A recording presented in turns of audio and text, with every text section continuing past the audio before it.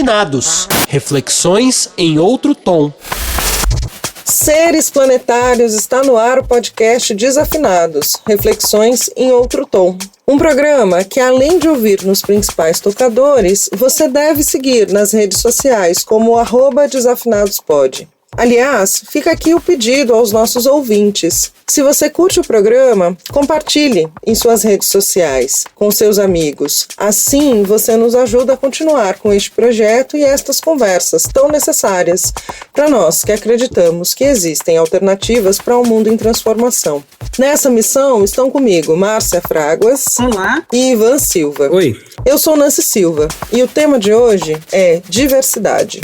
Aqui no Desafinados, a gente já conversou de diferentes maneiras sobre produtividade, força de trabalho, questões raciais, respeito às diferenças e como as estruturas são impositivas nas nossas rotinas. Mas nessa equação entre tempo, produtividade e dinheiro, onde é e como podemos ser? Não é segredo que no mundo do trabalho existem ondas, temas que você deve entender para continuar nesse jogo. E nos últimos anos vemos que, assim como ser, a diversidade não está. A diversidade é a pauta do dia na maioria dos escritórios que acordaram para a hora do Brasil. E ficamos então com a pulga atrás da orelha. É de verdadeiro interesse das empresas, tal qual conhecemos, abrir espaços para quem pensa de outra forma? É possível o capital, como nos é apresentado, ceder aos novos tempos? Como as transformações da sociedade podem produzir resultados que caibam, então, na vida de todos, todas e todes? São muitas perguntas quase existenciais. E aí eu pergunto, Leonardo, quem é você? O que você faz? Como vive? Do que você se alimenta? Olá a todas, todos e todes. Muito obrigado por me receberem. Bem, sou Leonardo Fabbri, sou sociólogo, cientista político, mestrando em administração pública pela Fundação Getúlio Vargas e sou muito mais do que isso, né? Eu acho muito curioso quando alguém pergunta quem somos nós, como a nossa ocupação é um elemento principal, né, da nossa identidade. Eu acho isso muito interessante. Eu nunca falo, por exemplo, qual é o meu bolo favorito, né? É de laranja, diga-se de passagem. Nessa quarentena eu aprendi a cozinhar, então assim, eu tô arrasando, tô fazendo tudo que eu gosto. Do que eu me alimento? Olha, eu acho que eu me alimento de trocas, eu diria isso. Assim, acho que eu me tornei um investigador, né? Cientista social, para mim, é um perguntadeiro. Eu adoro essa palavra. Então é disso que eu me alimento. Eu acho que não teria episódio melhor para eu estar que não fosse sobre esse tema. Que é isso. E você, Ricardo, quem é você? O que você faz? Do que você se alimenta? Gente, já é um começo super existencialista, né? Eu faço coro aí ao que disse o Léo, da dificuldade que muitas vezes a gente tem para se definir de uma maneira que não passe por aquilo que a gente faz, né? Eu diria que eu sou um entusiasta das questões de inclusão já há bastante tempo. Eu trabalho com o tema diversidade e inclusão já há 15 anos, sempre me dividindo entre a academia e o mercado. Na academia como pesquisador na USP, no mercado como consultor, tentando criar conexões e pontes entre esses dois espaços. É um propósito para mim, eu falo sobre diversidade o dia inteiro, todo dia, há muitos anos, e me energizo muito disso. Corro o risco de muitas vezes ser monotemático, né? Mas eu brinco que também sou apaixonadamente monotemático. Obrigado pelo convite para estar aqui com vocês. Olha, eu queria, Leonardo e Ricardo, fazer uma provocação para vocês para a gente começar a nossa conversa. Quem quiser responder primeiro, fique à vontade, tá? Quando a cultura da diversidade se tornou tão essencial para a sociedade que precisou ser absorvida pelas empresas? Acho que eu posso trazer uma reflexão inicial aqui, e o Léo, acho que como sociólogo, complementa com uma visão um pouco mais abrangente, né? Tem um ponto que eu acho que é sempre interessante, que é tentar entender qual que é a motivação das organizações para se aproximarem dessa pauta e em que momento isso acontece. Foi uma questão que foi objeto da minha pesquisa de mestrado, quando eu fui resgatar um pouco da genealogia da discussão sobre diversidade e inclusão. Esse é um tema que aparece nas organizações dos Estados Unidos nos anos 70 como uma resposta aos movimentos sociais da década anterior. Então eu acho isso muito valioso por duas razões. A primeira delas é a gente desmistificar um pouco a ideia de que olhar para políticas de diversidade tenha sido uma iniciativa voluntária de organização. Não foi. Foi uma iniciativa a reboque da sociedade para oferecer respostas àquilo que vinha sendo demandado. Acho que é também interessante pensar nisso, Márcia, porque a gente está a todo momento agora ouvindo nas mídias que estamos vendo as maiores manifestações desde os anos 60. Lá, há 50 anos, a forma como o meio empresarial entendeu que poderia reagir a esses protestos foi na forma da criação de treinamentos, políticas e práticas de diversidade e inclusão. Acho que é interessante a gente pensar agora para onde vai essa conversa, que graus de complexidade que se inserem aí, que respostas a gente vai poder oferecer. Hoje, no meio empresarial, sobretudo considerando uma lógica norte-americana de acepção desse tema no Brasil, a gente tem um direcionamento que é muito voltado para a pauta de resultado. Então as empresas olham para essa temática porque vem nesse assunto diferencial de um ponto de vista de negócios. Não é por onde eu costumo começar. A minha abordagem é como um imperativo ético e moral. Eu acho que olhar para essa questão é fundamental para uma empresa porque ela está numa sociedade que é estruturalmente desigual, preconceituosa, como a gente bem sabe, e ela tem que oferecer soluções a essas questões também. Não acho que a responsabilidade exclusiva do meio empresarial, não é exclusiva, ela é compartilhada, mas num momento em que o poder público, por exemplo, tem se ausentado completamente desse debate, algumas empresas têm feito um trabalho que eu acho que é significativo. Acho que para começar, acho que seriam alguns pontos aqui, e aí eu passo a bola para o sociólogo trazer uma abordagem mais contextual. Perfeito, Ricardo. E você, Léo?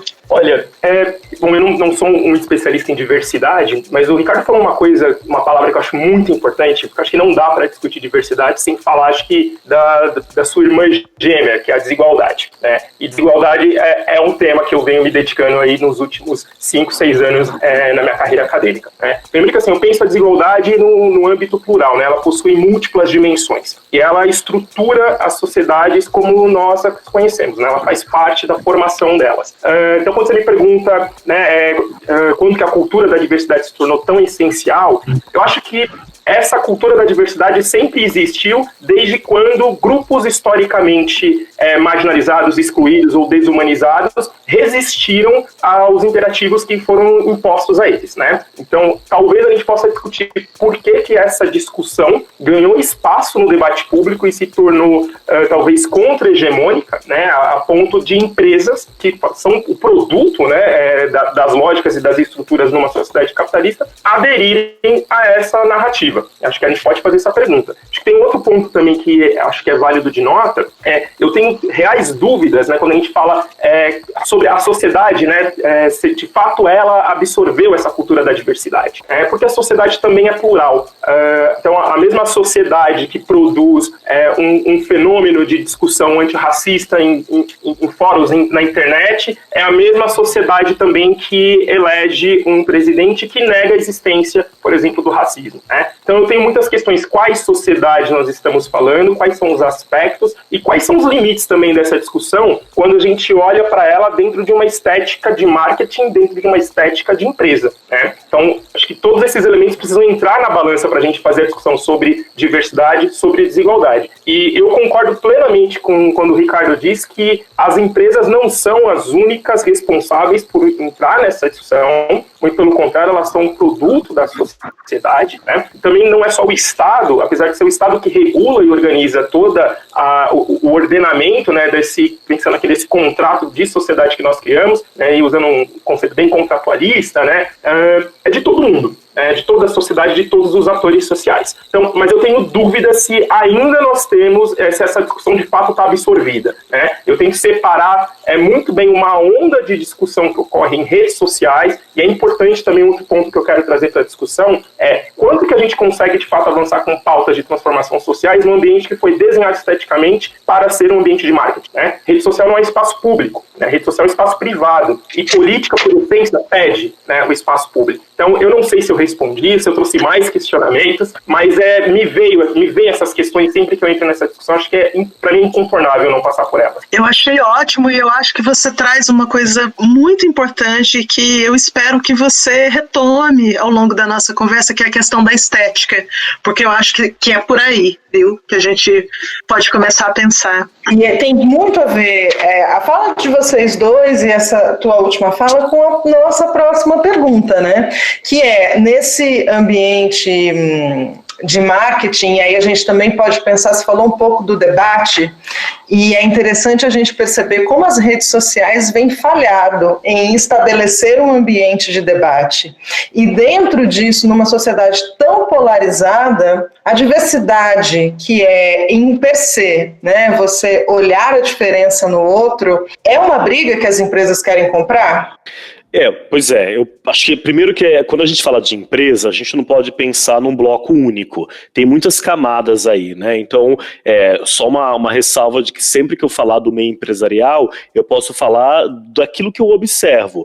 Quem que eu observo? Eu observo as empresas com as quais eu vou fazer pesquisa e aquelas que contratam uma consultoria. Quem são essas empresas via de regra? Quase que exclusivamente multinacionais, sem exceção, grandes empresas e em sua maioria situadas São Paulo, Rio, BH ou Porto Alegre. Só uma contextualização, e não é a realidade dos trabalhadores brasileiros. A maioria dos trabalhadores, mais de 90%, está em pequenas e médias. Então a gente dialoga já com um público que mesmo com seu recorte de vulnerabilidade está numa posição de privilégio por estar nessa estrutura, né? Então eu acho que a maneira como as empresas e o meio empresarial e mesmo a propaganda, a comunicação tem olhado para a polarização, a meu ver, Nancy, é um olhar meio pobre, porque não é um olhar com camadas.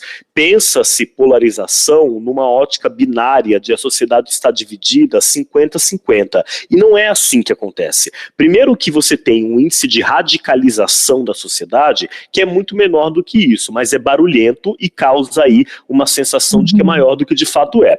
Pelo Datafolha mais recente, radicalização da sociedade é 12%, que são aqueles que provavelmente nenhum de nós aqui teria condições de seguir um diálogo. Não quer dizer que os outros 88% estejam de coração aberto, mas a gente tem uma margem de manobra ali com pessoas com as quais a gente tem a chance de conversar. Acho que além de entender isso percentualmente, é importante ter uma compreensão maior das camadas de conservadorismo e de como que muitas vezes as pessoas têm uma ética na vida pública que é diferente da vida privada. Eu vou dar um exemplo para vocês que eu acho que isso passa pela maneira meio tosca também com que a sociedade e uma parcela significativa da esquerda, por exemplo, vê os evangélicos. É uma tendência a ver um blocão. Os evangélicos são assim. Isso é muito comum no nosso campo, por exemplo, né, no nosso campo político. E é uma visão que me parece muito equivocada, porque o que eu vejo na prática são muitas, vou me valer aqui de um estereótipo, muitas senhoras evangélicas, por exemplo, que vão lá no culto, que ouvem o pastor dizer tudo aquilo que a gente sabe que diz, que eventualmente reproduzem aquele diálogo, mas na vida prática, quando a travesti que mora na rua ao lado fica sem comida, acolhe em casa. Isso é o que a gente tem também muitas vezes. Claro que você vai ter radicalismos, mas eles estão mais nas margens também. Bom, pensando no meio empresarial, eu poderia te dar uma resposta, Nancy, a partir do reflexo da eleição. Quando houve o resultado da eleição, e mais especificamente quando o presidente atual assumiu em janeiro passado, tinha ali muito uma percepção de que agora já era. Essa conversa não vai continuar. O meio empresarial vai ceder. Não é o que aconteceu, muito pelo contrário, a gente avançou dentro das organizações e faz parte do meu dia a dia conviver com presidentes de empresa que dentro das suas organizações fazem falas muito corajosas. Ir para fora pensando com a lógica do meio empresarial, atrai outras camadas de complexidade, na medida em que empresa nenhuma vai se indispor diretamente com governos, ainda mais com um governo como esse, que eventualmente pode, de uma hora para outra, sobretaxar um produto, prejudicar um segmento, mas o que eu tenho visto internamente, e lamento também que não vá para fora com mais coragem em todos os casos, mas internamente eu tenho visto um crescimento da discussão. Antes de passar para o Léo, eu dou um exemplo das coisas que acontecem que a gente não vê a repercussão. Eu faço parte do conselho do Fórum de Empresas e Direitos LGBT, que é um fórum que reúne grandes empresas em torno dessa pauta. Hoje são quase 100 signatárias, todas grandes empresas. A gente fez uma reunião de conselho semana passada, em que a gente reuniu 50 presidentes dessas empresas. Eu estou falando, não vou citar nomes aqui, mas olhem lá as signatárias do fórum. Eu estou falando apenas das grandes organizações do país, das maiores. 50 presidentes no momento de pandemia, com o caos que a gente está vivendo, retiraram ali 2 horas do seu tempo para discutir essa temática. Então, eu acho que, finalizando meu raciocínio aqui, evitar uma lógica mais binária de empresa é assim ou assado, a sociedade está para um lado, está para o outro, e abraçar um pouco mais as camadas de complexidade, talvez ajude a gente a tatear respostas melhores. Muito bom. E você, Léo? Olha, é sempre muito legal ouvir, né, o Ricardo, pelo amor de Deus. Olha, você falou uma coisa muito interessante sobre polarização, sobre redes sociais, né, como essas empresas, plataformas, acabam não fazendo tanto quanto poderiam, né, para promover o melhor diálogo nesses espaços. Eu estava refletindo sobre isso. Eu sou um grande usuário do Twitter, retornei o Instagram recentemente, e eu acho que esses espaços, eles não são desenhados para diálogo, né? Esses espaços, eles são desenhados simplesmente para captar algoritmos, para que a gente tenha uma experiência de interação com a nossa própria imagem, né?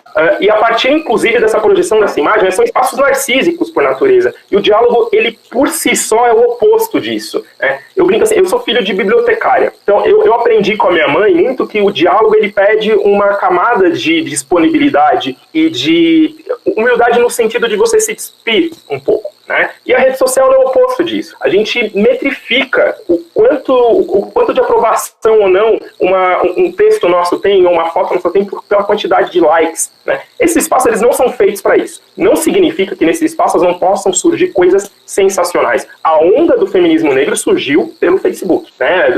O que a Djamila Ribeiro hoje é na sociedade, eu acompanhei de perto quando trabalhei na editora Boitempo, em parceria com ela por conta do livro da Angela Davis, e encantado com o que ela e inúmeras outras mulheres negras conseguiram fazer utilizando as redes sociais. As blogueiras negras, por exemplo, avançando em pautas, utilizando esses recursos que não estavam disponíveis, né? Você não tinha colunistas negras na Folha 5 anos atrás, e olha que hoje ainda tem muito pouco. Eu acho que esse é um ponto que é muito importante. Não acho que essas empresas estão fazendo pouco, elas não foram desenhadas para fazerem diferente, né? E a gente tem que, na verdade, se perguntar o que a gente está esperando dessas empresas, né, no caso dessas plataformas, e se existem alternativas para o espaço público, de fato, receber pessoas, num contexto que instituições que construíram as democracias estão em crise. Sindicatos, eles não representam mais o que representavam, porque a configuração do trabalho, o perfil de trabalhador mudou, né? Você não tem mais pessoas trabalhando 30, 40 anos com a mesma função. Isso é algo completamente impensável, um número gigantesco de pessoas na informalidade, desde uma informalidade precária a uma informalidade meio formal, né? Não sei se eu posso usar essa expressão, mas então eu acho que a gente tem que pensar isso de cara. Entrando um pouco no que o Ricardo falou sobre as empresas e os empresários, fazendo estudos sobre empresários e Estado, né, na área de desenvolvimento, que é um pouco da minha área de pesquisa, eu percebi que é importante fazer também uma cisão do CPF e do CNPJ. Porque é o seguinte, eu acho, assim, eu não me considero aqui um sociólogo revolucionário, sou super social-democrata, acho que a gente pode construir marcos de civilidade, uma civilidade, inclusive, não dentro dos critérios eurocêntricos, tá, mas uma nova civilidade com alguns pactos aí do capital do trabalho, né? Acredito que isso seja possível, pelo menos em termos de avanços concretos, né? Apesar de ter muitos amigos e amigas que são mais radicais e que adoram tirar onda comigo, eu amo aprender com eles. O que eu quero dizer é o seguinte, posto isso, eu acho que é importante separar, então. Empresas, elas têm um objetivo claro, lucro, né, e acumulação, né? e empresários, eles estão nesse negócio justamente para isso. Eu tento separar a atividade da empresa do empresário, porque se a gente não tomar cuidado, a gente não percebe que esses empresários que estão frequentando os fóruns de diversidade, quais são as posições deles, por exemplo, com relação a determinadas políticas públicas, né? Acho muito importante a gente implementar uma política de diversidade numa empresa, mas e quando a gente fala então de legislação trabalhista, quando a gente fala dessa reforma que precarizou a vida de trabalhadores, qual que é o apoio a determinadas pautas de política macroeconômica, de política de juros, que vai afetar principalmente a vida das populações marginalizadas e racializadas? Se a gente não conectar essa discussão, a gente começa a esvaziar o debate sobre diversidade da complexidade da desigualdade, né? Eu acho, e o Ricardo falou uma coisa sensacional, são empresas que são grandes empresas que têm um perfil específico de trabalhadores, né? As pequenas empresas não estão entrando nessa história, boa parte dos trabalhadores que não está no eixo Rio, São Paulo, BH, não é contemplado por essa discussão, por esses debates, né? Não faz parte da vida dessas pessoas. Então, eu me pergunto assim, você fala, né, essa é uma briga que as empresas estão dispostas a comprar, eu daria um passo atrás, assim, será que essa é uma briga que a nossa sociedade está comprando? Mais uma vez, é a mesma sociedade que não se indignou em massa porque uma garota de 10 anos precisaria fazer um aborto. Sim, acho que é importante a gente colocar nesses termos. E outra, a sociedade brasileira é uma sociedade extremamente violenta, e ela tem impacto com a desigualdade. Isso é histórico na construção da formação dessa sociedade. E o pior, o pacto que ela fez com a desigualdade é um pacto de dissimulação. Faz parte da identidade brasileira não aceitar isso. Eu convivo com o abjeto, eu convivo com a desigualdade, eu convivo com o arbítrio, desde que a minha identidade criada enquanto brasileiro diga o contrário de mim. Então, tudo isso entra aqui no caldo para a gente pensar diversidade. Eu brinco assim, a gente está discutindo temas como esse, e ao mesmo tempo a gente está falando de saneamento básico, que é um problema do século XIX. Eu lembro que quando eu entrei na faculdade de Ciências Sociais, eu conversava muito com a minha mãe e falava, nossa, deve ser muito melhor fazer Ciências Sociais na Escandinávia, porque lá está tudo num lugar, né? Os problemas do século XIX estão resolvidos, século XX, século XXI agora vamos resolver. Quem é liberal de verdade, não é conservador. Quem é conservador lá é conservador, não é fascista. É uma loucura aqui. Então, exige aí uma capacidade de criatividade nossa também para propor interpretações que não é pouca, né? Então, e para a gente não cair em determinados truísmos também e numa fantasia de discussão de diversidade, porque isso é muito comum. E, mais uma vez, porque ela está sendo pautada em ambientes que não são feitos para o diálogo. Então, ambientes feitos para uma performance que vai promover algoritmos para marketing. É uma outra proposta, né? Mais uma vez, não significa que nós não possamos utilizar esse espaço. Eu acho que temos que utilizar. Eu sou muito provocado pelos meus amigos para eu parar de só escrever artigo e começar a me comunicar. Eu confesso que tem um pouco de restrição, mas eu acho que isso é importante também, inclusive para a gente conseguir democratizar determinados acessos, né? Agora, se a gente não pensar quais são os limites dessa ação, a gente corre o risco de achar que está fazendo uma grande transformação estrutural quando a gente só está dentro de uma lógica reproduzindo desigualdades, falando do combate à desigualdade. Essa é uma preocupação que eu tenho muito, assim. Mais uma vez, eu não sei se eu respondi tudo. Vocês responderam e trouxeram elementos muito importantes para a nossa conversa. Quando o Ricardo traz que quem está falando sobre diversidade são os 10%, mas no final estão abaixo daquele 1% do Brasil, né? Quando você traz essa questão da diversidade com a desigualdade, e eu brinco que, assim, para estar encarnado no Brasil em 2020, a gente passou, assim, na fila, sabe, do treino para lidar com o absurdo, muitas vezes, assim, 3 vezes, não, você vai encarnar no Brasil, você vai ter idade adulta em 2020, volta, você vai ter que passar de novo. Então, a gente vai lidando com uma sociedade muito complexa, uma sociedade que vive sobre essa edge da, não sei se dá de simulação, mas é também uma coisa que eu não vou criar um caso com isso, mas principalmente dentro dessa regra, e aí, minha opinião, né, para mim, de manda quem pode, obedece quem tem juízo. E isso diz muito, né, sobre a gente e os nossos processos. Agora, considerando que os grandes grupos empresariais, e aí eu acho importante a gente falar que as empresas, elas estão presentes na nossa vida, porque assim, quem não trabalha para uma empresa, normalmente está igual o Julius, do Todo Mundo Odeia o Chris, né? Tem 2, 3 empregos.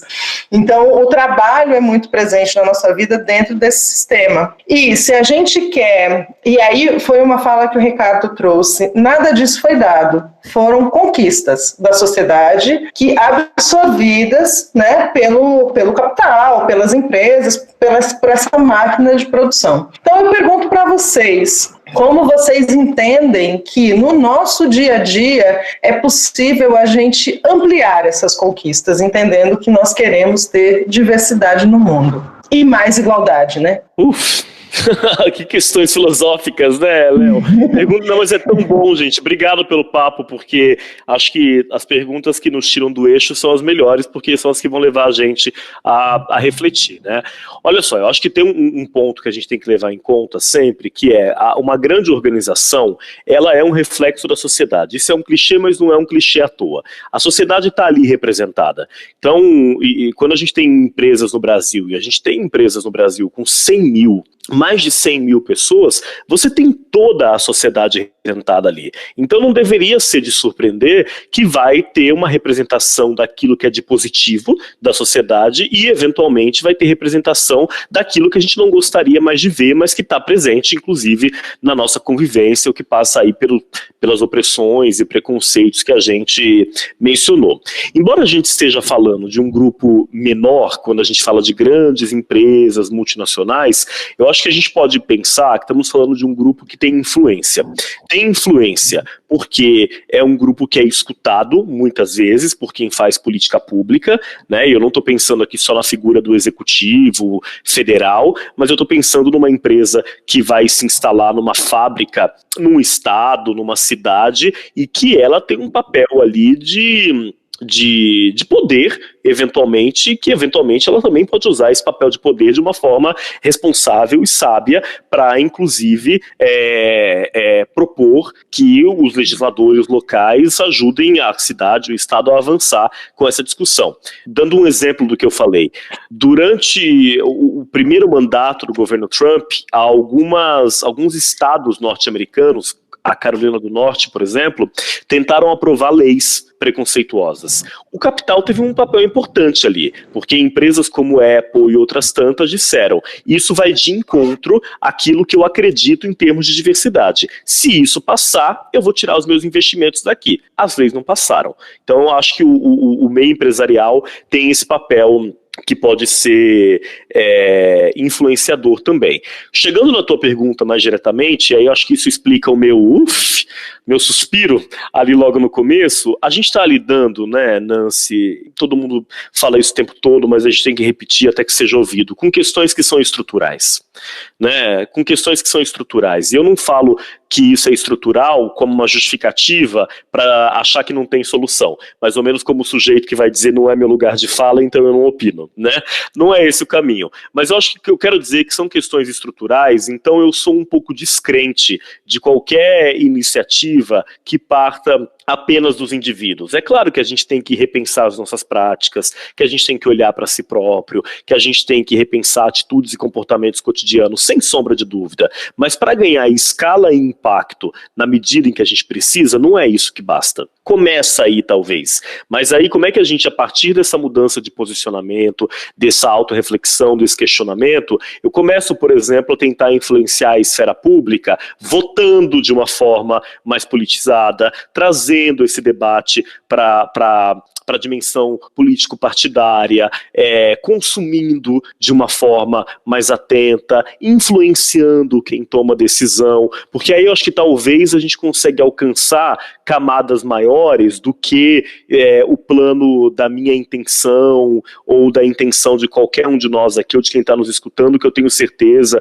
que devem ser as melhores possíveis, mas ao mesmo tempo eu fico tão... Léo, você vai ter que me ajudar aqui, porque eu falo essas coisas e aí eu fico pensando, gente, não quero que pareça que eu estou desacreditando as pessoas sobre a necessidade e a urgência da gente promover mudanças de comportamento na vida cotidiana. Isso é absolutamente fundamental, mas diante das estruturas, a gente tem que ir além disso. Aí, meu caro sociólogo, diz como é que a gente mexe com estrutura, então, porque eu vou deixar a bola redondinha no teu colo e você que se vire agora. Nossa, essa pergunta é a pergunta de não sei quantos bilhões, né? Ou 89 mil, talvez, né? Depende aí do contexto. Bom, eu partilho com a sua opinião, Ricardo, assim, acho que eu sempre tento fazer uma discussão no que tange a desigualdade ou diversidade, pensando em mudanças, é uma separação metodológica, talvez, do que é uma discussão estrutural, do que é uma discussão das relações entre indivíduos, né? Eu não creio que uma sociedade é a soma de indivíduos, essa é uma concepção liberal, que nasce com Locke, que tem toda uma legitimidade, mas a minha leitura, apesar de não me considerar um praticante do marxismo, mas tô junto, assim, sabe? Assim, eu acho que a sociedade, ela é formada por estruturas, né? E essas estruturas que vão se relacionar com essas individualidades, né? Mas eu acredito que tem uma retroalimentação também. Indivíduos têm condições, né, de formar e serem formados, né? É uma dialética nesse sentido. Então, mudanças pela política. Assim, nesse contexto é muito difícil falar isso, né? As pessoas que têm tanta ojeriza, né? E política ela não se dá só no aspecto institucional partidário, embora eu não abra mão das instituições, principalmente no momento em que elas estão todas em ataque, né? Elas não foram desenhadas para serem atacadas e aguentarem, e o ataque não vem só da figura do presidente da República ou de outras autoridades, ela vem de toda uma lógica que vem sendo mudada. E antes de eu responder, eu acho que tem um ponto que eu acho que é importante a gente discutir, que é o seguinte: a gente tem uma transformação no capitalismo a partir dos anos 70 e 80, principalmente, aqui no Brasil isso chega nos anos 90, que é o que na sociologia a gente cunha, né, com a virada de chave neoliberal, né, em que a gente tem uma mudança de paradigma, toda a lógica da vida, que vai do Estado, das relações dos indivíduos entre si, da família, dos amores, entram numa dinâmica de empresa. Então a gente deixa de ser cidadão, nós viramos consumidores, viramos empreendedores, o Estado passa a ser visto como uma empresa, essas comparações de orçamento familiar com orçamento público vem muito nessa chave, assim, é uma falácia, né? Ninguém pode emitir a própria moeda dentro de casa, né? E olha que eu não sou um defensor aí de gastança irrestrita, tá? Mas eu estou dando esse exemplo porque essa subjetividade neoliberal, ela vai reconfigurar a forma como a gente lida com política, ela vai reconfigurar a forma como a gente lida com as pessoas e cai como um bebezinho no colo dessas grandes empresas de tecnologia, de redes sociais. A ponto do que o Ricardo comentou, do exemplo, né, que nos Estados Unidos, de mudanças em legislações estaduais e desse poder de barganha das empresas. Esse eu acho que é um excelente exemplo, né, porque quando são coisas que nós, de certa forma, estamos alinhados, a gente acha tranquilo, mas a gente tem que problematizar também qual que é a legitimidade que uma instituição privada, que o seu poder não foi dado pela população, né, mas foi construído por uma reserva de mercado, por uma especialização, qual a legitimidade que essa empresa tem para questionar sim ou não, dessa maneira, uma mudança de legislação por membros do governo que foram eleitos democraticamente, né? Não estou dizendo que está certo ou errado, eu obviamente não vou defender uma legislação que vá contra direitos humanos, até porque dependendo do lugar isso é inconstitucional, mas a gente tem que fazer essa discussão, porque para o contrário acontecer é muito fácil, da mesma forma que quando cai o governador do Rio de Janeiro por uma decisão monocrática de um membro do judiciário, isso não é razoável, mesmo que eu não tenha dúvidas de que, né, os indícios indicam aí que tem culpa no cartório, né? Isso é o papel da Assembleia Legislativa. Então, assim, todas as instituições hoje, isso não é só no Brasil, mas em inúmeros países democráticos considerados livres, não só estão sob cheque, mas estão perdendo legitimidade com a população. E quando a gente perde legitimidade, a gente transfere para outro lugar. Então, um comercial da Boticário ocupa o espaço que um parlamentar deveria ocupar. Ou então uma associação de moradores, uma liderança comunitária. E essa é a minha preocupação. Essas mudanças estruturais, ou mudanças para o dia a dia, elas são incrementais, elas são demoradas, porque o tempo da democracia é um tempo diferente do tempo da internet. Isso é um ponto, não é o mesmo tempo. Eu vou dar um exemplo pessoal, familiar. Eu sou o primeiro da minha família a vir para a universidade. Eu nasci em 81. 1989, a gente revelando aqui a idade, passando dos 30. Fui o primeiro. Eu venho de uma população que historicamente foi negado o acesso a determinados espaços de prestígio, poder e privilégio. A luta por educação da população afro-brasileira é uma luta que vem desde a República. Então a gente tem aí, um século depois da República, eu nasci e tive acesso a uma excelente educação pública e depois uma excelente educação privada. Eu migrei no ensino médio para educação privada. Então, são mudanças que levam tempo. Claro que a gente tem que forçar para que esse tempo sempre seja um tempo da vida das pessoas, né? Não tem que demorar 3, 4 gerações. Os meus avós não foram alfabetizados, eu fui descobrir isso com um atestado de óbito. Foi uma surpresa para mim. Então, mas são tempos da democracia, né? Ou tempos da vida pública, né? Porque nem sempre nós tivemos democracia. Acho que isso é importante também deixar claro. Nós tivemos 2 ditaduras ao longo do século XX, né? Então, a minha grande preocupação, na verdade, está muito nessa chave, aonde os grupos e os indivíduos, né, grupos organizados e indivíduos estão depositando a sua energia política hoje. Então, parece que eu estou repetindo o disco aqui, né, com relação a esses espaços, mas isso me preocupa bastante. O número de pessoas filiadas no Brasil a partidos políticos é muito baixo. Na verdade, isso não é exclusivo do nosso país, né? Isso é uma realidade que vem acometendo todas as democracias. O número de pessoas sindicalizadas é muito baixo. O número de pessoas que frequentam a reunião de condomínio. Eu brinco assim, eu moro 84 anos no mesmo prédio aqui na Santa Cecília. Eu nunca fui numa reunião de condomínio na minha vida. Nunca fui. Olha que eu era representante de escola. Assim. Então, isso tudo me preocupa. E se a gente não fizer esse debate dentro desses termos, e nesse ponto eu concordo plenamente com você, Ricardo, não dá para individualizar um debate que é um debate de grupos. E outra, acho que também a gente precisa começar a pensar em como que a gente ressignifica essas instituições, porque elas não perderam legitimidade à toa. Partidos políticos não perderam legitimidade à toa. Inclusive, as instituições que são mais legítimas de acordo com pesquisas de opinião são instituições que não têm nenhum tipo de regramento democrático. Então, Corpo de Bombeiros, por exemplo, você entra por concurso. Polícia Militar, você entra por concurso. Judiciário, você também entra por concurso. Então, é muito característico de uma sociedade como a brasileira que ela valoriza mais instituições públicas que o acesso se dá de forma monocrática. E que nem sempre se dá de forma republicana, né? Essas instituições nem sempre se comportam de forma republicana. Embora o Corpo de Bombeiros, acho que ninguém tem o que dizer deles, né? Então, acho que é isso. Mais uma vez, eu não sei se eu te respondi. Eu já me trago mais questões. É um problema de você conversar com um sociólogo que a gente não responde. A gente traz mais questionamentos. A gente é treinado para isso, gente. Assim, eu juro que eu tento sair, mas eu não consigo. Mas é uma tradição do Desafinado você sair com mais perguntas do que respostas. Então, acho que você está no podcast certo. Não, e são as respostas mais ricas, né? Porque a gente segue pensando, né? A gente não quer fechar nada, a gente quer seguir pensando, porque são questões muito importantes. Não, além de importantes, assim, aqui, nesse espaço que foi feito para todo mundo desafinar junto, para tentar chegar numa consonância, né, desafinada, é muito difícil a gente ter resposta, porque aqui é o país onde a gente só tem uma resposta, né, que é uma resposta desigual para qualquer pergunta que você faça, completamente desbalanceada. O Brasil é um país violento, como vocês falaram, é um país completamente marcado por um patrimonialismo escroto que vem de séculos e que vai continuar por séculos, porque nossa população tem a estranha e nojenta mania de terceirizar decisões importantes e ficar discutindo coisas secundárias, como se o Neymar tem ou não Covid, se ele deve ou não usar o topete, se ele usa chuteira pink ou chuteira verde. Tem coisas muito mais importantes que isso, né? E aí quando a gente fala sobre esses diálogos sem respostas e todas essas coisas, e vocês trouxeram uma coisa que é muito massa de pensar, que hoje a gente vive num lugar que ser chamado de cidadão é ofensa, mas porque as pessoas já não são, ninguém é mais cidadão há muito tempo, as pessoas são consumidores, né? Então temos 200 milhões de consumidores, as pessoas só querem ascender pelo consumo e o resto que se lixe. E aí, quando a gente fala de onde a diversidade entra nisso? Porque quando a gente chega nas empresas, e eu trabalhei em empresa, tem sempre porque tem uma cultura de diversidade. E isso eu acho uma coisa, quando a cultura da empresa, a cultura de... Isso é uma coisa que, meu Deus do céu, estamos sendo engolidos pelo dinheiro na sua forma mais bárbara, né? Que é a força de trabalho fala mais do que a sua força como ser, né?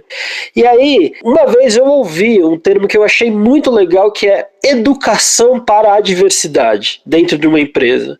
Quer dizer, você entende que é um problema que vem muito mais do berço, muito mais de uma questão ali da base da população, que é forte, que é poderosa, que trabalha pra caralho, assim, sabe? E não tem esse direito a entender os diferentes jeitos de ser. E aí, quando a gente pensa nisso, nesse direito de ser, de estar e de poder, a gente vê o quanto a gente precisa evoluir, cara, né? Então, esse papo que a gente teve aqui, ele foi muito importante para ver, botar isso no mesmo plano e tentar entender quais são as posições de cada um nessa multiplicidade, que a gente não vive nesse binário 50-50, né, como o Ricardo falou. Dentro dos 50 que a gente acha que é do mal, do lado ruim da força, e os outros 50, você pode dividir em mais 50, e depois você vai dividir em mais 50. Quando as pessoas começarem a parar de repetir nós contra eles, talvez a gente comece a entender que eu sou diferente de você, que é diferente do outro, que é diferente do outro. Aí você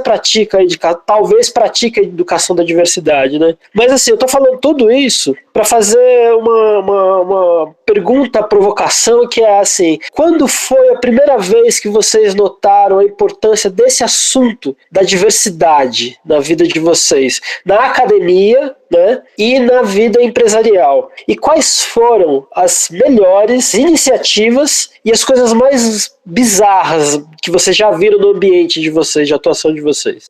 Bastante coisa, né, Ivan? Eu queria só pegar esse teu ponto, a tua reflexão, porque eu acho que ela é muito poderosa, mas eu queria acrescentar uma questão que é no sentido, mais uma vez, né, quando eu falei aqui das pessoas que estão nos escutando e que talvez sejam do mesmo campo, de uma mesma perspectiva política que a nossa, que é a questão de entender qual que é a responsabilidade nossa nisso também. Quando a gente olha para os governos recentes do Brasil, os governos de esquerda, inclusive, eles foram governos que trabalharam fortemente essa lógica do consumidor e não do cidadão. Quando a gente teve a ascensão de classe C, aquele fenômeno no Brasil, o desejo ali passava muito mais por poder pagar o plano de saúde e não pela defesa do SUS. E isso foi alimentado por alguns governos de esquerda no Brasil, inclusive. Quando a gente olha para a educação, para a diversidade que você trouxe, eu sempre gosto de lembrar, e de novo, o ouvinte que está me escutando agora talvez possa ter dúvida sobre o meu posicionamento político, então não fique em dúvida, porque eu acho que eu estou sendo transparente, mas ao mesmo tempo mostrando como a gente tem que fazer uma autocrítica como campo de esquerda.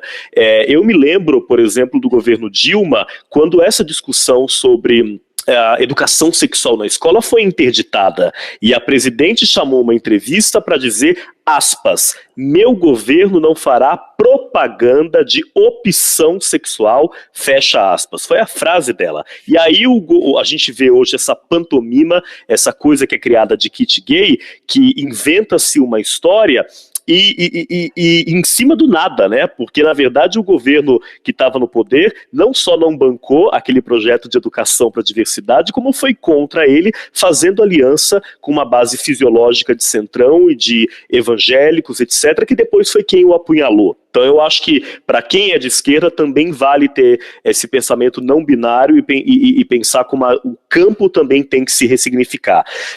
Aí, sobre o ponto mais específico que você traz, de onde vem o estalo, né? Acho que quando você pensa nessa questão de propósito, temas que nos movem, trabalhos que nos incentivam, pelo menos na minha experiência, isso vem muito de um ponto de vista pessoal, num primeiro lugar, né? Eu vim de uma família pobre, eu fui criado na periferia, então eu acho que eu nunca tive, na minha infância e adolescência, grandes estalos para a questão racial ou mesmo para a questão de classe, porque essas histórias que as pessoas dizem, eu era o único negro na escola de brancos, tal, não era a realidade que eu convivia. Eu nasci na periferia, eu estudei em escolas públicas, então aquele mundo com o qual eu convivia, ele já era um mundo diverso nesses aspectos, né? Quando eu passei a ter uma ascensão social, etc., eu passei a ter, isso se deu sobretudo quando eu entrei na USP, eu passei a olhar com outras camadas. Foi um momento em que eu pude questionar, problematizar um pouco mais, por exemplo, a minha identidade racial, né? Eu não sou branco, isso às vezes causa uma estranheza nas pessoas, mas eu entendo o quão problemático é eu falar isso porque eu não sofro racismo. Eu tenho os privilégios da branquitude, então eu me coloco politicamente como uma pessoa não branca, é uma maneira que eu encontrei de dizer que eu não sou branco, porque não sou de fato, mas que eu reconheço que eu não sou a vítima do racismo. Mas eu fui ter essa noção de uma identidade racial mais elaborada de minha parte, quando eu entrei na universidade, quando na USP eu era o único que não tinha pele branca, na minha sala, por exemplo, eu era o único que vinha da periferia, mas o meu grande estalo, de fato, foi em relação à minha identidade sexual.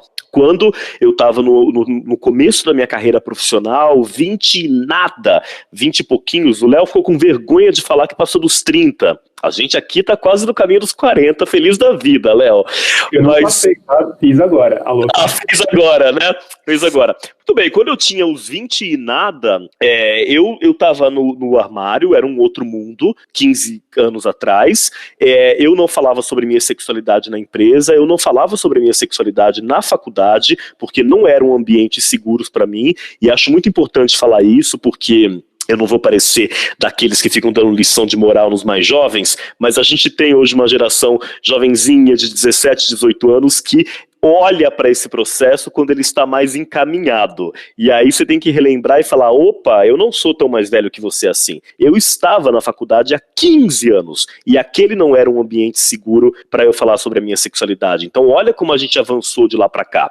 O fato é que eu não falava sobre minha orientação sexual e eu descobri essa pauta na empresa em que eu trabalhava. Eu comecei a minha carreira numa empresa pública, na Caixa. A Caixa, por orientação do governo Lula, porque eu não só bato também, por orientação do governo Lula, a Caixa foi uma das empresas pioneiras nessa agenda no Brasil. E calhou de eu estar lá, no ano de 2005. Quando eu vi aquele tema, Ivan, meu olho fez um... Como assim? É possível falar sobre essas temáticas na empresa? E para mim, a primeira aproximação do tema, e depois isso veio a minha pesquisa, a minha produção acadêmica, ela foi muito em causa própria mesmo, de eu querer entender melhor a minha própria identidade e me sentir livre para falar sobre isso. Então, acho que nesse sentido de lá para cá, com as ressalvas e recortes todos que são necessários de se fazer, porque eu reconheço integralmente o lugar de privilégio que eu ocupo hoje, né? Acho que a gente também teve alguns avanços aí. Quando a gente pensa no que de melhor aconteceu, o Ivan, o Léo falou aqui da questão do diálogo, né? Como algo do qual ele se nutre, e eu vejo isso acontecendo nas empresas. E eu vou dar um exemplo para vocês e já finalizo a minha fala. Quando eu defendi o meu mestrado, foi uma tarde muito difícil na minha vida, porque eu apanhei feito um condenado da minha banca, e eu não apanhei em alguns aspectos, especificamente pela qualidade da minha produção. Eu apanhei especificamente num contexto ali por quem eu sou, não porque eu apresentei. Eu apanhei por ser um consultor que está na academia. Eu não fui julgado pelo meu trabalho, eu fui julgado por ser quem eu sou. E aquilo me deixou muito mal. Eu não fui comemorar a minha defesa. Eu virei mestre e fui para casa chorar. Foi muito ruim para mim, mas no dia seguinte eu tinha um trabalho para fazer. E eu tinha que dar um treinamento de dia inteiro numa empresa, para pessoas de todo o Brasil. E esse treinamento começou um pouco problemático, porque no começo do treinamento, uma pessoa veio fazer aquelas perguntas, por que é racismo usar uma camiseta 100% branco e não é 100% negro? Eu não sou obrigado a aceitar gay, etc, etc. E eu fui levando pelo caminho que eu levo, que é o do diálogo. O dia foi correndo, muito bem. Chega lá no final do dia, uma pessoa que fazia parte daquela turma, ela levanta a mão e diz assim, antes da gente terminar eu tenho que falar uma coisa. Diga. Eu tenho uma filha lésbica e eu tô desde o começo do dia muito incomodada com o que aquele meu colega disse sobre ser LGBT. E aí ela deu uma ensaboada no cara. Bom, pra encurtar a história, aquele cara que começou o dia super reativo entra numa reflexão ali que o leva a ter um ataque de choro profundo. Ele vai abraçar aquela senhora, pede desculpas e hoje ele é um dos entusiastas dessa questão da empresa. Pode parecer contos de fadas, etc., mas eu trago porque essa é a minha rotina. Eu vivencio histórias como essa no meu dia a dia, de ver como essa que é sim uma questão que a gente tem que problematizar, que está inserida numa dinâmica capitalista, que a gente tem que trazer pontos importantes para a discussão, ela também é, ao mesmo tempo, para a gente não ser binária, muito poderosa no sentido de dar para as pessoas novas maneiras de se apropriar do tema, na perspectiva que o Ivan trouxe de uma educação que às vezes faltou na escola e faltou em casa. Bom, pergunta campeã de audiência, eu termino uma palestra, alguém vem dizer, como é que você acha que eu faço lá em casa? E eu não sou pedagogo, eu não sei como é que você vai educar seus filhos, mas eu gosto de ouvir a pergunta, porque a reflexão na empresa fez a pessoa refletir sobre como conduzir em casa. Sensacional, hein? E vale dizer que educação se tem em casa, instrução são em outros lugares. Exatamente. Boa. Exatamente. E você, Léo? Olha, Ivan, acho que tem muita coisa, né? Acho que primeiro que a sua reflexão inicial, ela abre muitas janelas, né? Eu não vou entrar em todas, senão a gente faz mais 3 episódios, né? Inclusive, aceito voltar. Mas eu acho que tem só um ponto que eu gostaria de destacar, né? Quando você comenta um pouco sobre alguns aspectos da cultura brasileira, né? Eu sempre tomei muito cuidado quando eu elaboro uma análise sobre sociedade brasileira, né? Sobre os diferentes grupos de classe, né? Sobre o que a gente pode falar, né? Conflito distributivo, luta de classes, depende da sua abordagem, porque eu acho que é o seguinte, o povo brasileiro, ele é muito plural, né? E ele tem de tudo. Então, aquilo que o Ricardo comentou da senhorinha evangélica, que vai e volta no Feliciano, mas também é a pessoa que vai ajudar uma mulher trans ou travesti, isso cabe em tudo, né? E a gente tem que tomar muito cuidado para não fazer uma análise que olha de cima para baixo, olhando a população, que a grande massa dessa população está desassistida ou então está em lugares insalubres, não tem acesso a saneamento básico, como se ela fosse um problema. Não, obviamente eu sei que não foi o que você disse, mas eu sempre tomo esse cuidado para a gente não fazer esse tipo de, eu brinco de sociologia de Higienópolis, né? É o meu bairro vizinho aqui. Eu tomo muito esse cuidado. Então eu acho que nós temos tanto uma sociedade complexa, nós temos uma elite, grupos de elite muito complexos, né? Uma elite que se formou a partir de um país que era um país escravista, né? Foi durante muito tempo, que tem uma herança de olhar de cima para baixo, é uma elite empresarial que ao mesmo tempo que tem ganhos materiais quando os trabalhadores avançam em direitos porque se tornam consumidores, também é uma elite que olha de cima para baixo e vê se esse trabalhador que está tendo ganhos materiais acessa certos espaços, ela questiona a legitimidade porque ela está habituada a olhar essa pessoa num lugar de subalternidade. Isso é o nosso capitalismo, né? Eu uma vez fiz um trabalho de pesquisa em que eu conversei com alguns grupos de empresários pela Escola de Sociologia e Política, e um deles era não era um empresário de grandes empresas, né? Era um empresário de médio escalão, dono de uma série de lojas de carro, concessionárias. A gente anda de bicicleta, então eu não sei nada de carro.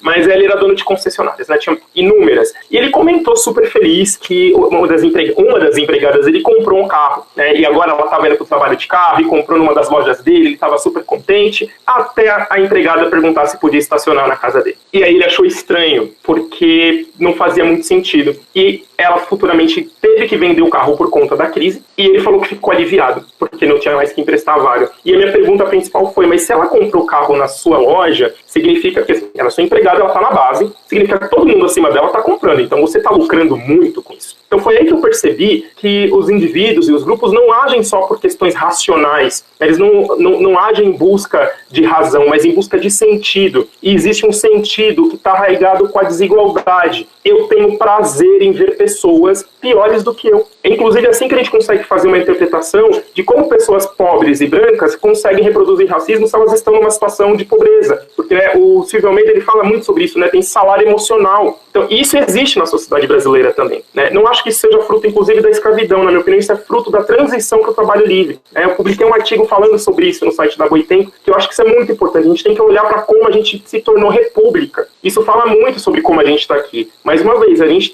tem problemas do século XIX. 35 milhões de famílias não têm saneamento básico. Então, não tem como esperar que as pessoas defendam valores democráticos se elas não vivem democracia. Democracia não pode ser abstrata. Eu tenho que viver esses valores. Republicanismo, tudo isso, né? Até liberalismo. Então, eu queria fazer esse gancho só porque a sua reflexão me suscitou algumas discussões que eu tenho repetidamente com amigos, com interlocutores na academia. É muito importante se atentar a isso, né? E olhar para toda a pluralidade dessa sociedade que é imensamente diversa, e é diversa em todos os aspectos. até para coisas que nós não queremos enxergar, elas estão presentes. Sobre a sua pergunta e de trajetória profissional, eu já fiz muita coisa nessa vida.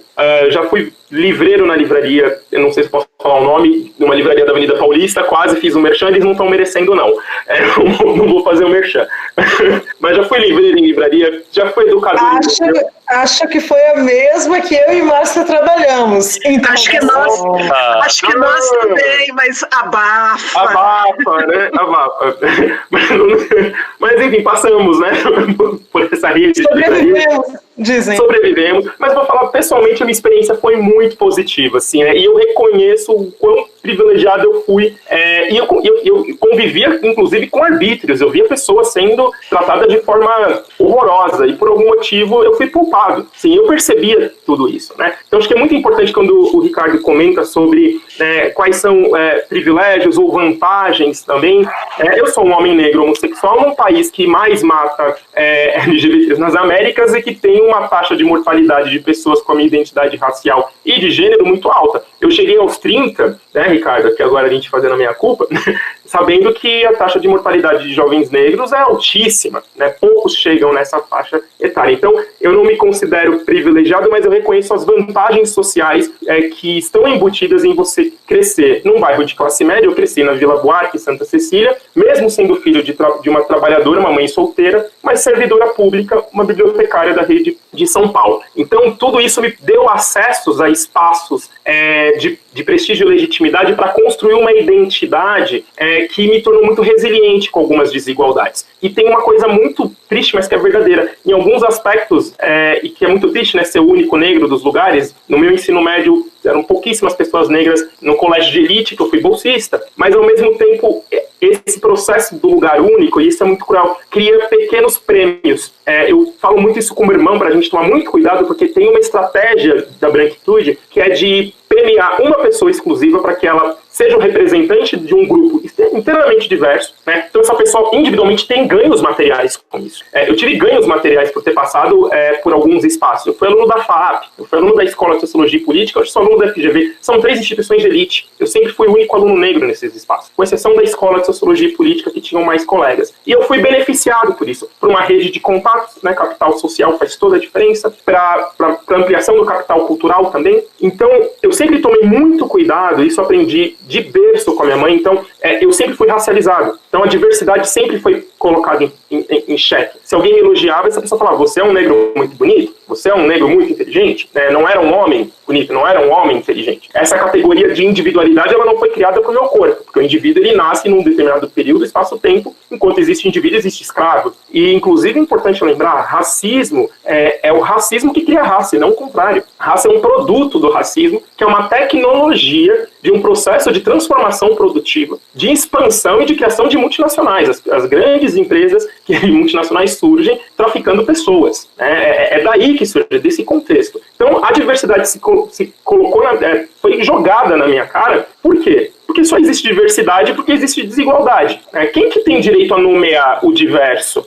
Quem tem? A Lia Weiler esteve aqui há um tempo atrás, eu ouvi o podcast dela, eu sou fãzaço. Lia, se você estiver ouvindo, eu te amo, mulher. Seu livro é maravilhoso. Ela fala muito isso, eu acho isso incrível. E a Cida Bento também, que é uma grande intelectual com quem eu trabalho, pelo CERT, fala muito isso. Quem tem direito de nomear? Então isso é muito importante. Eu sempre me perguntei, mas peraí, eu sou diverso por quê?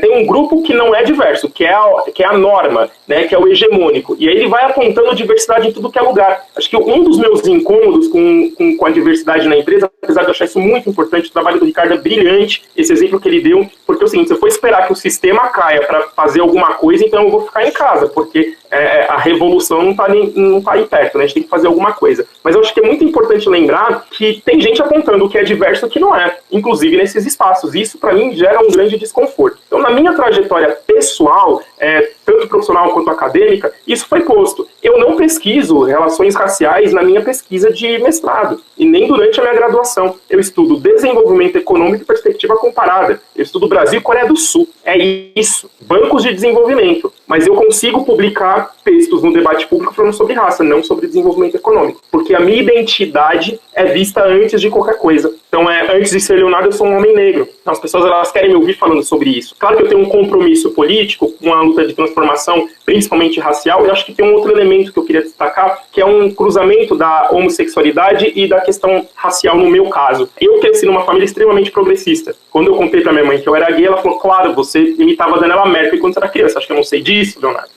Ela que me mostrou, inclusive, o Tumblr do Criança Viada. Minha mãe, infelizmente, ela não está mais entre nós, ela fez a passagem dela, mas ela foi uma pessoa incrível nesse aspecto. Apresentei namoradinho lá com 16 anos, então tive toda uma liberdade, tanto na minha vida privada quanto na minha vida pública. E eu sei o privilégio da geração que eu tive. Eu tive 15 anos em 2005, foi quando eu descobri de fato a minha homossexualidade. Mas tem outro ponto também importante, para homens negros que são gays, ou para pessoas LGBTs que são racializadas, acho que eu vou ampliar um pouco mais, eu percebo que o racismo ele é tão constitutivo das dinâmicas estruturais que parece que a gente não tem tempo de sofrer pela homo-lesbo-transfobia.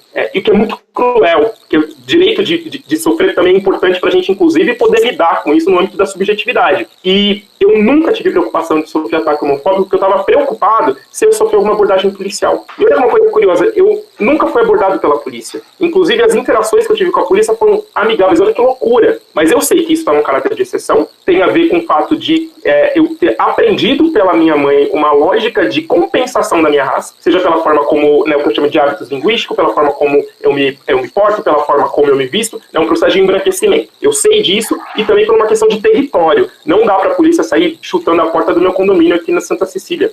Tem gente da Folha que mora aqui, tem jornalista. Então, isso não é possível. Mas eu acho que é interessante porque parece que me foi negado, enquanto LGBT, até o direito de refletir sobre os impactos de viver numa sociedade extremamente homofóbica. Por outro lado, eu ando de mão dada sem pensar em absolutamente nada, porque, mais uma vez, eu estou preocupado se ou a polícia vai ter uma reação a mim, ou se pessoas brancas vão se sentir intimidadas. Quando eu ia para a FAP a pé andar na Higienópolis para estudar, eu ficava preocupado porque as pessoas olhavam na rua e ficavam com medo de mim. Então, eu ficava constrangido pelo constrangimento do outro. Olha o nível de elaboração do sofrimento, coisas que eu fui lidar somente agora. Então, mais uma vez, eu não sei se eu respondo, mas é isso. A diversidade e a desigualdade não foi uma opção.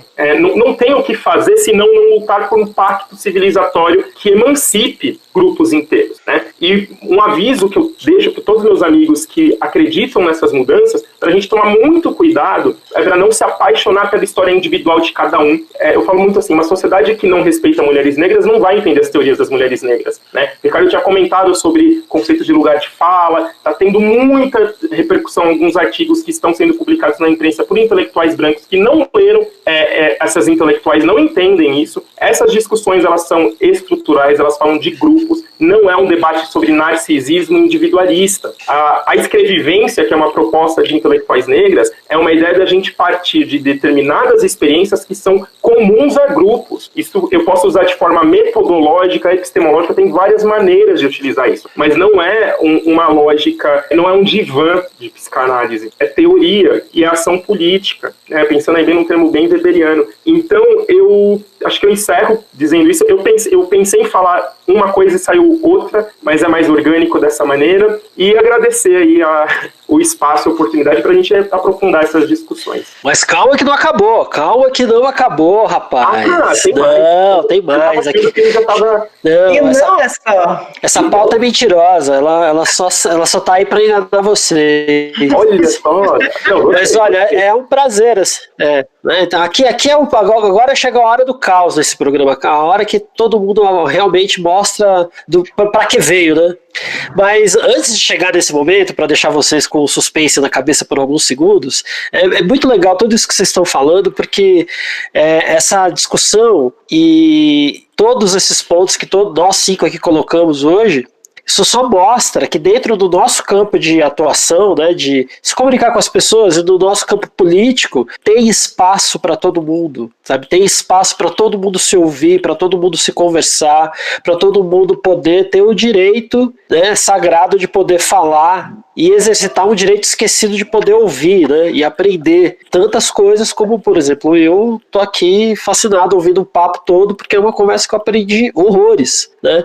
Então fica a dica, progressistas do Brasil, vamos aprender a ouvir mais, né? Bom, a gente está agora no momento do que é talvez o terceiro quadro mais tradicional do nosso programa, que se chama Passamento, que são os passamentos da semana, o que mais deixou os participantes aqui passados a ferro. Então, eu queria saber de vocês o que passou pela gente, né, por cada um de nós aqui essa semana, que foi emocionante ou, ai meu Deus, uma coisa marcante, ou um troço que a gente ficou puto, qualquer coisa que nessa semana foi assim, deu um estalinho de alguma coisa que isso não vai deixar passar batida. Bom, escolha aleatória aqui, que já também é uma outra coisa para deixar todo mundo rangendo os dentes para saber quem vai abrir a boca primeiro. Eu vou começar com a rainha de ébano desse programa, Nancy Silva, que nunca está preparada. Tô sempre com o microfone fechado. Então, olha só, eu, há mais ou menos uma semana, vi aquela história da caixa d'água em Diadema, que estava lá sendo demolida, furaram pela metade quem fez isso, né? Que pessoa foi essa? E o negócio desabou, só que é uma estrutura de toneladas. Tudo bem, indignante, passou. Eu vi hoje que ainda não tiraram essa caixa d'água de lá e a caixa d'água começou a se mover. Então, assim, não basta ela ter caído por conta de uma demolição errada, não basta ter esmagado, passado a ferro mesmo, 2 carros, ela continua lá. Então, assim, moradores de Diadema, se tem alguém ouvindo a gente, eu tô realmente indignadíssima com isso, é muito... Ai, olha, nem sei o que é. Se você não sabe, imagina só se alguém que comanda aquela cidade, aquele lugar sabe, né, o que é. Partindo agora pro meu mais novo amigo, Ricardo Salles, que não tem 2 L's, não queima floresta. Não é aquela pessoa nefasta. Não é aquela pessoa nefasta. E Ricardo Salles, se você não gostou, quer dizer, não você, aquele outro Ricardo Salles, do que a gente falou aqui, vem conversar com a gente. A gente é doido pra conversar com você. Quando aquele cidadão foi candidato a deputado estadual ou federal, já me rendia alguns problemas, porque as pessoas viam o folheto sem foto e perguntavam para mim se por um acaso eu era o candidato. Eu dizia que não, etc. Ele não ganhou e eu achei que eu estava livre do problema. Mas aí ele foi alçado a ministro, né? O ponto é, em pouquíssimo tempo eu entendi que ele tinha um problema muito maior do que o meu, né? Porque eu só tenho causa interessante para defender. Ele é quem tem que defender o indefensável, falar de boiada, etc. E o que me consola também, Ivan, é que eu tenho um amigo chamado Paulo Guedes, que eu acho que passa os apertos que no dia a dia acabam sendo ainda mais difíceis que o meu, embora... Vamos lá, né? Eu torço para que ele tenha uma carreira política curta, não só pelo bem do Brasil, mas também para eu recuperar o meu nome. Mas vou contar aqui para vocês também, para pegar esse gancho, que eu cheguei a considerar a fazer até uma incorporação no meu nome, trazendo um sobrenome dos meus avós que eu gosto muito, e eu estou num processo só de esperar o parecer do meu numerólogo para saber se não vai afetar muito ali essas questões. Se não afetar, talvez vocês tenham uma novidade aí no curto prazo, que é a incorporação de algum outro sobrenome para evitar questões, mas eu espero que a gente se livre daquela outra figura antes que eu tenha que fazer qualquer ajuste na minha documentação, né? Olha só, eu acho que a gente está numa sucessão tão grande de chacoalhadas, de indignações, de tanto 7-1, que eu tive muita dificuldade assim para pensar em algo que de fato assim tenha me chocado. Eu vou dizer algo que eu não vou dizer no campo do choque, porque a gente tem que se esforçar hoje para não anestesiar, né? Porque é tanta coisa que você tem que bom que continua chocando. Mas eu fiquei atento, meme do atento, com a questão da deposição do Witzel, né? Não de maneira nenhuma defesa em relação àquela outra figura, não é por aí, né? Não é disso que se trata, mas o Léo apontou isso aqui na nossa fala, na nossa conversa, decisão monocrática, um vice-governador todo enrolado que assume e que, como um dos primeiros gestos de governo, fala ali com o Flávio Bolsonaro, recebe uma bênção, né, do primeiro filho para governar, que vai daqui a poucos meses indicar o novo presidente do STJ do Rio, que é quem conduz inquérito de rachadinhas. Eu acho que tem uma complexidade grande aí, que a gente fica muito preso no Fla-Flu de ok, né, aquele cretino foi embora, né, aquele corrupto logo que o vale, e a gente acaba perdendo a chance de discutir as complexidades que tem por trás desses processos. Não é algo, sinceramente, que me deixou passado também, porque é tanta coisa que eu estou aqui trabalhando para não perder essa capacidade. Mas acho que vale a gente estar atentos a essa questão. Pois é, o ferro de Ansan tá até gasto, né, de tanta gente passada esses últimos anos, né, porque a gente já pode falar anos, né, difíceis. Bom, agora eu quero perguntar para minha querida primeira-dama de Minas Gerais, rainha do pão de queijo e do doce de leite, Márcia Fraguas, estamos ansiosos. Bom, essa semana eu tô com insônia, então eu fico lendo coisas do Apocalipse de madrugada, e nessa madrugada, às 3:30 da manhã, eu tava lendo um artigo que saiu no Intercept, que foi uma entrevista, na verdade, da Rosana Pinheiro Machado, com o antropólogo Lucas Bulgarelli. O Lucas é pesquisador da USP e é coordenador do Núcleo de Pesquisa em Gênero e Sexualidade da Comissão de Diversidade Sexual e de Gênero da OAB de São Paulo. E a chamada da entrevista é: Damares e Guedes são parte do mesmo projeto político, diz pesquisador.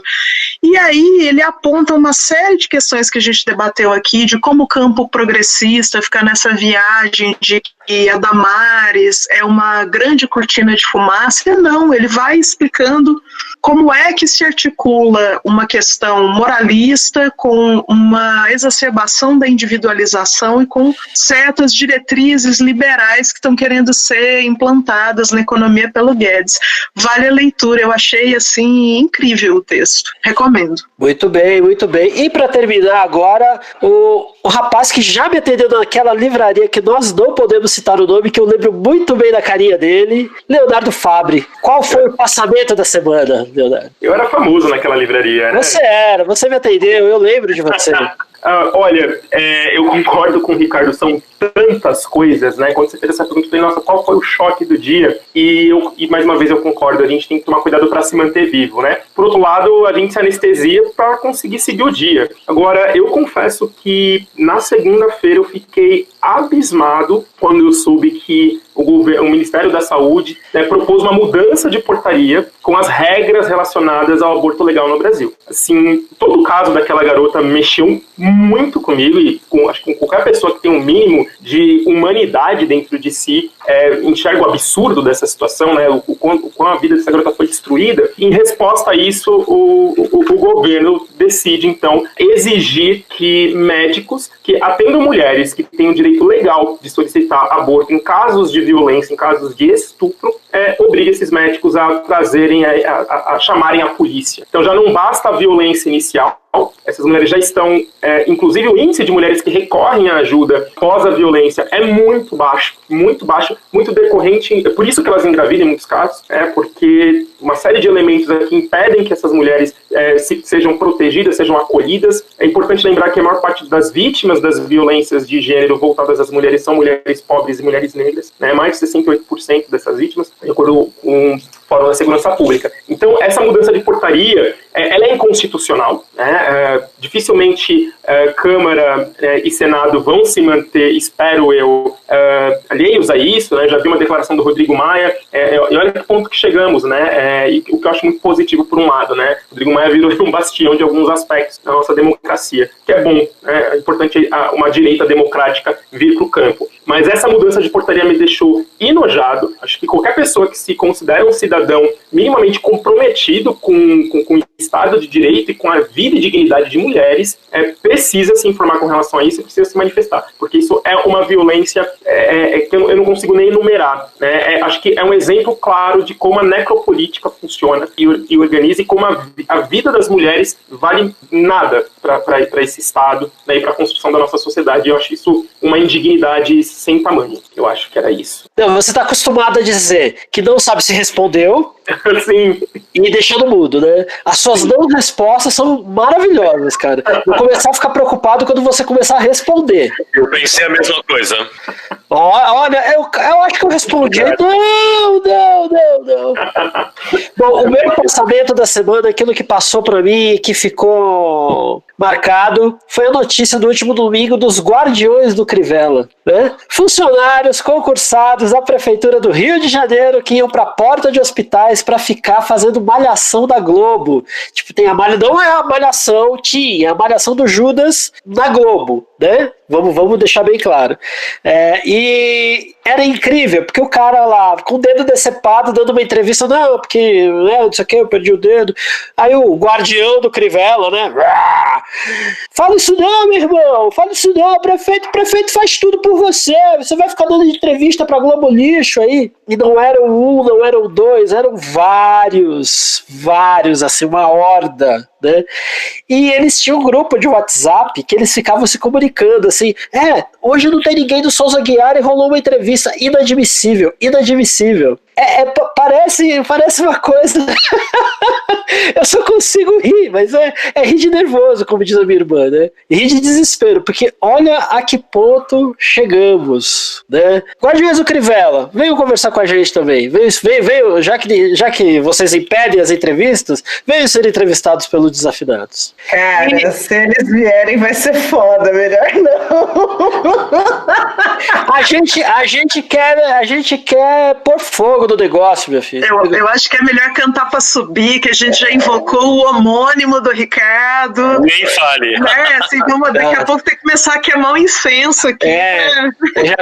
O programa vai ficar amaldiçoado, mas é um pecado que temos duas figuras maravilhosas aqui com a gente. E pra terminar agora, vamos terminar esse negócio, indo agora pros finalmente. Agora podem relaxar, vamos pro momento que os nossos ouvintes esperam ansiosamente, que são as dicas sociais, culturais, filmes, livros. Mais uma vez, escolha aleatória. Márcia Fraguas, qual é a sua dica cultural? Eu tenho duas dicas. Uma que a Nancy me soprou a cola e que tem tudo a ver, que é a série, 7 temporadas do Mad Men, que eu acho que tem muito a ver com o que a gente conversou aqui. E um livro do Zygmunt Bauman, que já tem aí uns 9 anos, mas que eu acho que são 6 ensaios que ainda discutem questões que estão reverberando no nosso mundo. Saiu pela editora Zahara e se chama A Ética é Possível no Mundo de Consumidores? Do Zygmunt Bauman. São essas as dicas. Muito bem, dicas da pesada de Márcia Fraguas. Nancy Silva, sua dica. Estamos ansiosos. Eu vou indicar um evento que está falando sobre esse universo do trabalho, mas o mercado de influência, né? Que é o YouPix. Está acontecendo na semana que a gente está gravando, de 9 a 4. Quando esse programa for no ar já acabou, mas o YouTube está aí para isso, né, gente? Então vocês vão lá.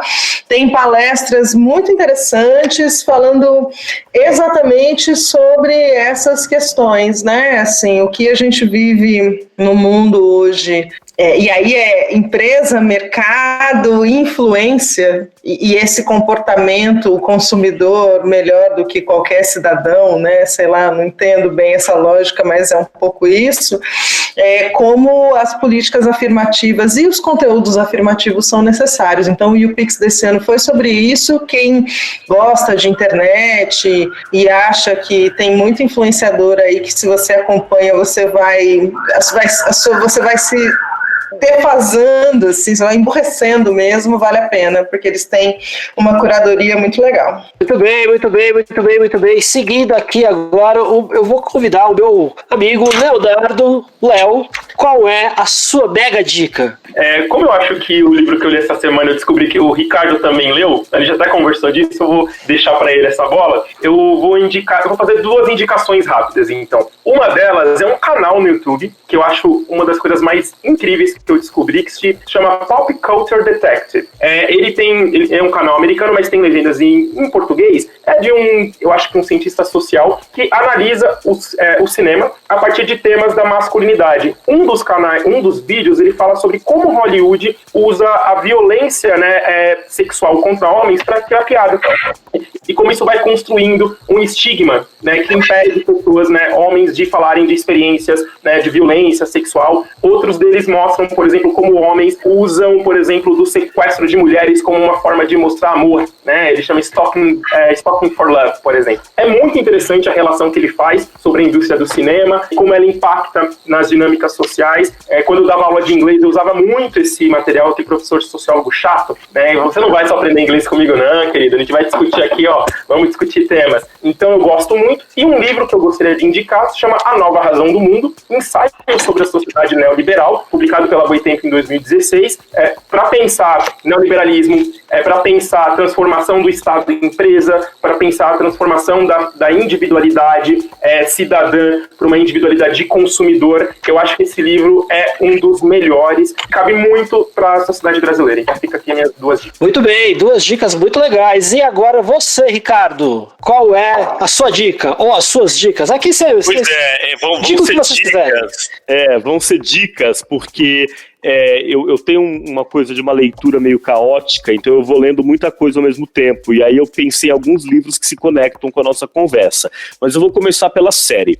Eu assisti, talvez algo tardiamente, mas eu assisti na semana passada Little Fires Everywhere, que é uma série que está disponível no Amazon Prime, e que eu achei super interessante, porque primeiro que é entretenimento, você não vai ter aquela sensação de estou trabalhando, é uma série com uma narrativa de entretenimento, mas ela faz pensar também. E aí ela é protagonizada pela Kerry Washington e pela Reese Witherspoon, e eu acho que é muito legal para mostrar um tipo de racismo que é muito característico no Brasil também. É aquela família branca que até usa os termos corretos, ela fala afrodescendente, ela respeita, ela recebe em casa, mas eu não gosto de pensar em sutileza quando a gente fala de racismo, né? Não é sutileza, mas aquela coisa dos comportamentos cotidianos estão ali também. Então eu acho que seria uma super recomendação.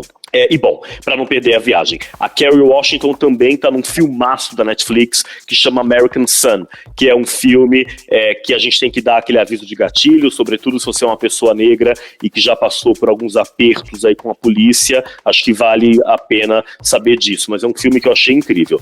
Como leitura, aí eu pensei rapidamente aqui 3 sugestões, mas porque elas ocorreram aqui no nosso papo. Uma, que foi o livro que o Léo comentou, que acho que a gente, por coincidência, estava lendo junto, é o livro do Assad Haider, que é um norte-americano de origem paquistanesa, chama A Armadilha da Identidade. Eu acho que é um livro que valeria muito a pena ser lido por mais pessoas, até para a gente pensar nas limitações, o que não envolve exclusões, dos conceitos como lugar de fala e tantos outros aí, tokenismo, entre outras coisas que apareceram aqui. O prefácio é do Silvio de Almeida. E aí 2 temas que apareceram na nossa conversa. Me ocorreu o livro do Canclini, que é o Consumidores e Cidadãos. Canclini é um sociólogo argentino que a gente lê muito na comunicação e que traz essa noção, né, que apareceu aí na sugestão também da Márcia e no que o Léo trouxe, e porque eu acho que tem a ver com diversidade e pensando em políticas de reconhecimento, a Ness Fraser lançou com algumas autoras o Feminismo para os 99%, que também é um livro para ler numa sentada, num fim de semana, porque é curtinho, denso, mais curto, e trouxe indicações talvez excessivas, mas é porque eu acho que tudo isso tem a ver com o que a gente falou aqui. Muito bem. Olha, Ricardo, se aqui fosse fantástico, você já podia pedir música já, viu? Pois é. Você quer indicar alguma música? Sempre Maria Bethânia, sempre. Pra sofrer, pra estar feliz, é só o que eu ouço. Muito bem. Quase uma cesta básica cultural, Ricardo Salles oferece, né? Ricardo é um homem intenso, né, Ricardo? Toca Maria Bethânia. Toca Maria Bethânia pra mim. É taurino? Sou taurino. Então, com essa chuva de taurinos, porque temos pessoas aqui com muitas coisas em touro, por isso somos assim, belos, edílicos. Muito obrigada, meninos lindos. Eu amei demais. Imagina, super obrigado pelo convite. Eu amei o papo também, gente. Foi incrível. O convite foi, de início eu fiquei um pouco assustado, falei, gente, eu não estudo muito diversidade, mas aí fiquei mais tranquilo com vocês conduzindo e sabendo que ia estar com o Ricardo, que é uma pessoa que eu admiro muito e me sinto muito à vontade. E Nossa, foi incrível. O Desafinados é um podcast feito em parceria com o Centro Cultural Mundo Pensante e a Rádio 9 Minutos. Sigam a gente no Instagram e no Twitter como @desafinadospod. E nós também temos um grupo no Facebook. Além disso, você pode nos encontrar nas redes sociais dos nossos parceiros. A gente quer muito saber o que você achou deste episódio. E se você tem dicas, sugestões, dúvidas, é só contatar a gente nas nossas redes ou aqui mesmo nos comentários do YouTube.